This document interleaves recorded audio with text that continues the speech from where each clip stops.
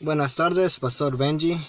Tenía planeado hacer una caminata afuera y grabar ese mensaje, pero empezó a llover y se escuchaba un poco raro al grabar, entonces estoy aquí en el carro, en las afueras del Filomas, y empecemos con este video. Un mensaje pequeño para tener una conversación en sus grupos del domingo y durante la semana.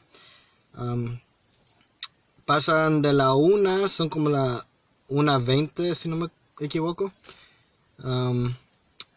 Hoy quiero platicar en cuanto a el capítulo 3 de Juan.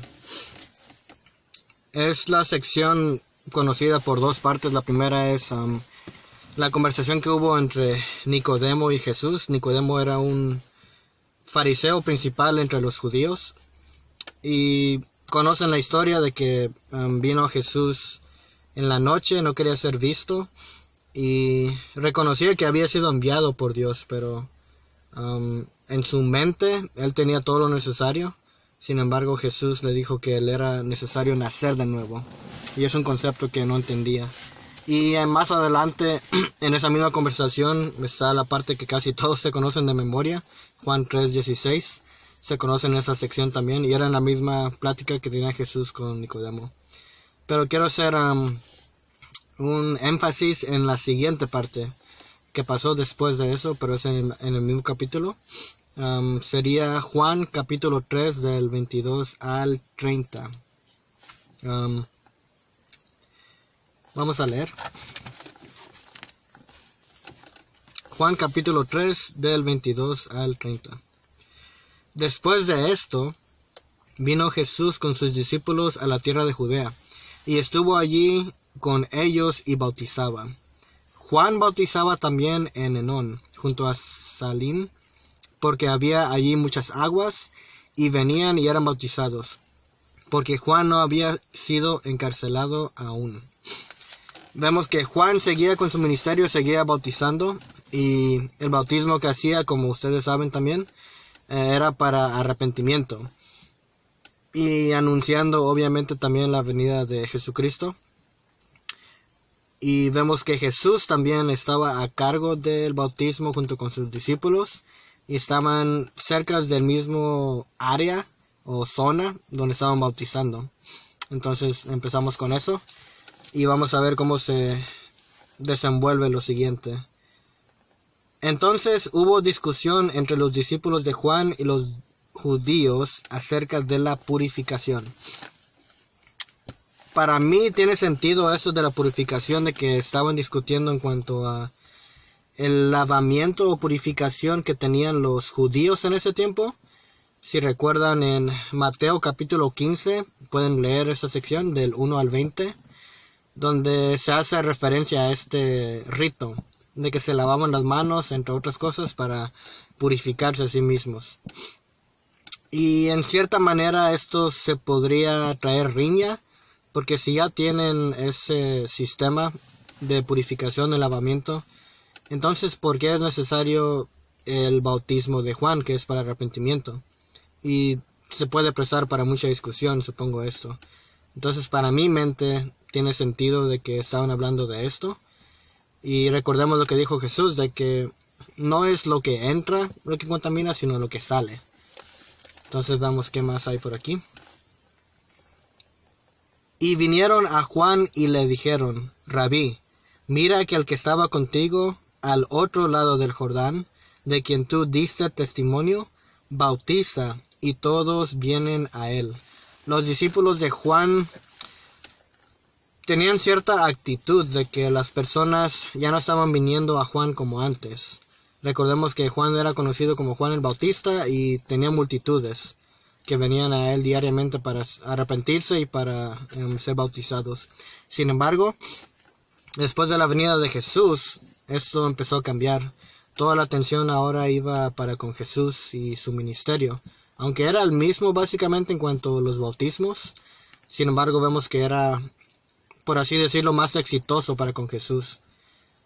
Y pues esto preocupó a los discípulos, porque ellos estaban acostumbrados a ser la única fuente, ¿no?, de ese bautismo y ese ministerio. Vamos a ver la respuesta de Juan. Respondió Juan y dijo: No puede el hombre recibir nada si no le fuere dado del cielo. Él estaba acreditando el éxito de cualquier ministerio, en este caso el ministerio de él y su llamado, a la prosperidad, bendición, proveedor, solamente Dios.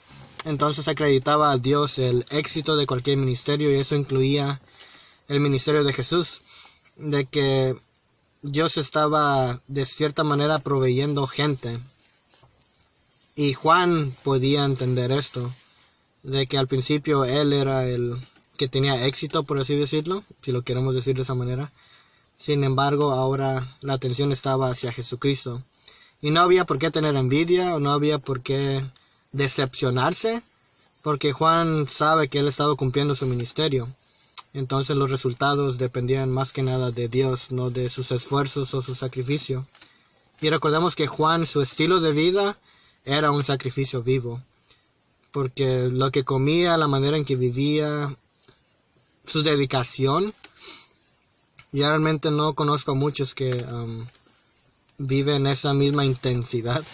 Y fue él quien dijo que a pesar de mis esfuerzos, mis sacrificios, todo lo que hago, si Dios no me lo da, no puedo recibirlo. Entonces, si Dios no daba esa gente o esa prosperidad en su ministerio, era parte de su voluntad. Y aclarando, esto no es para invitar a las personas a ser más flojas, eso es otro tema. Ustedes mismos me son testigos de que dije: yo no soy el Cristo, sino que soy enviado delante de él. El que tiene la esposa es el esposo, mas el amigo del esposo, que está a su lado y le oye, se goza grandemente de la voz del esposo. Así pues, mi gozo está cumplido. Juan reconoce su lugar, reconoce su función y pues sabe realmente lo que está viviendo y tiene una relación correcta con Jesucristo. Se menciona a sí mismo como, primeramente reconoce que él no es el Cristo, y lo dijo en muchas ocasiones cuando la gente le preguntaba, sino que soy enviado delante de él. Y no solamente dice eso, sino que se mira a sí mismo como el padrino de la boda de su mejor amigo. En este caso es el esposo, es Jesucristo. Y la esposa simboliza primeramente a Israel, pero también cualquier persona que quiere ser reconciliado para con Dios por medio de Jesucristo. Porque sabemos que ahora somos un mismo cuerpo, una iglesia, la esposa de Jesucristo, al haber sido nacidos de nuevo. Entonces la función de Juan es que ese evento, esa boda, se lleve a cabo. Lo que es planear, preparar, dar consejo, enviar las invitaciones, las decoraciones, todo es parte de la función de Juan. Y lo podemos aplicar a nosotros también. Nosotros queremos llevar a las personas a los pies de Jesucristo, queremos que se reconcilien para con Dios. Pero no somos el esposo, no somos la persona más importante en el evento. Debemos recordar que Jesús lo es. Nosotros lo único que debemos hacer es preparar la imagen de ese evento, preparar el camino, preparar el corazón de la esposa y presentar al esposo tal y cual es la mejor manera que podemos hacerlo. Somos el best man, por así decirlo. Termina diciendo: es necesario que él crezca, pero que yo mengüe. Esa es una frase muy célebre también que se utiliza muy seguido. Sin embargo, para muchas personas es difícil vivirlo, porque no tienen una relación correcta para con Jesús. Lo diré de la siguiente manera: si el respeto hacia ti, tu tiempo, tu satisfacción, tus deseos, tus ideas, tus opiniones, tu cultura o incluso tu dignidad están por encima de Jesucristo, desde allí tienes una relación equivocada. y te será muy difícil obedecer cuando Jesucristo te pida algo. Vemos que Juan puso todo a un lado y dijo, mi ministerio no es más importante que Jesucristo. Mi vida mucho menos. Aunque él se encargaba de todo, al igual que lo sabemos hoy, la responsabilidad del best man o del padrino de la boda, al final el que se casa es el esposo. Y es lo mismo con nosotros. Al final, lo único importante es que ganamos una persona para Jesucristo y que ahora está reconciliado para con Dios. Tus esfuerzos, tu sacrificio no debe ser por encima de Jesucristo, sino que Jesucristo siempre debe estar por encima.